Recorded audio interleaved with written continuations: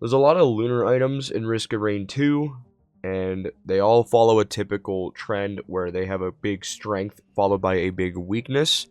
Corpsebloom is one of them, which offers stronger healing at the cost of healing over time. And a lot of people seem to hate this item.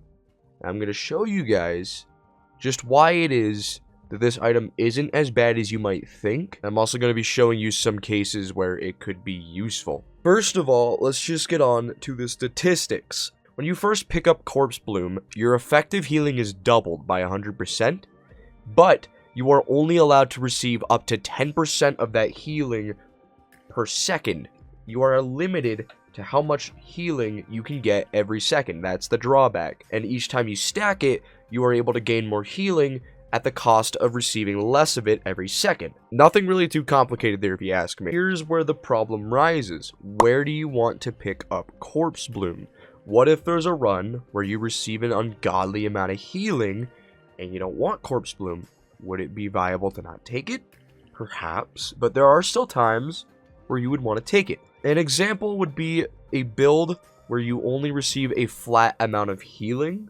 For example, Leeching Seeds, Harvester Scythes, Planulas, they all give a flat amount of healing. It does not change based on your max health. Therefore, a Corpsebloom could potentially help you depending on how much HP you have.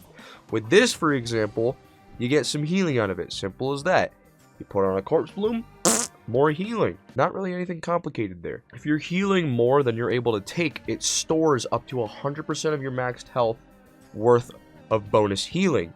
And when you are not healing, it will continue to give you that at the max rate that it can give it to you until it runs out of bonus healing. Also, Rejuvenation Rack is really good with Corpsebloom because it doubles the amount of healing you get even further, and it also lets you receive more of that healing per second, which in my opinion is pretty cute, not gonna lie. Situations where you might not want to use it, on the other hand, would definitely be builds where you might have a bunch of healing.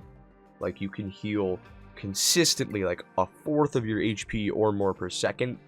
That's a lot of healing.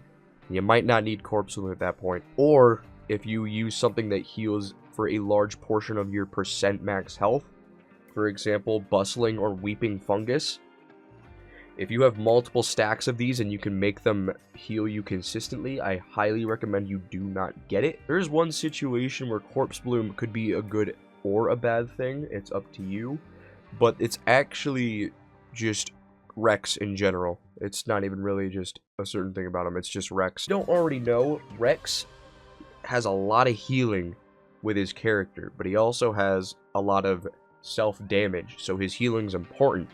Corpsebloom could actually be pretty dang helpful with Rex, because it allows his healing to get even stronger, and with most of his ability casting, it can sort of keep up with it in a pretty similar way to how your health would work without Corpsebloom, which in my opinion is actually really good.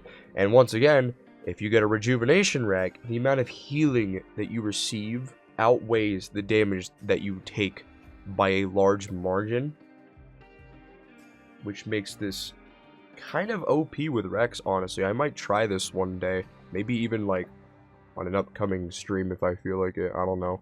I was not able to test this, but somebody pointed out to me that Heretic might actually be good with Corpsebloom because of Strides of Heresy. Not to mention Strides of Heresy in general. If you have just one stack of it, it might be really good to pick up a Corpsebloom. It could really help because that healing will still come into effect after the invincibility is over, so that might be really helpful for you. But one thing you do want to keep in mind if you're using Corpsebloom is to not get another stack. You really only need one. Getting more than one will seriously cut down the amount of healing you can receive every second, which is terrible unless you actually have like very little healing. If all of your healing only comes from like one Leeching Seed, maybe take 2, but it's still really iffy. It depends on your HP and depends on the amount of healing you can receive consistently. One last thing, when it comes to picking up Corpsebloom, I don't recommend you take it if you are going for a long run. If you are going to just fight Mithrix or maybe just loop once, it might be a good idea to take Corpsebloom. that is when it could be a viable strategy.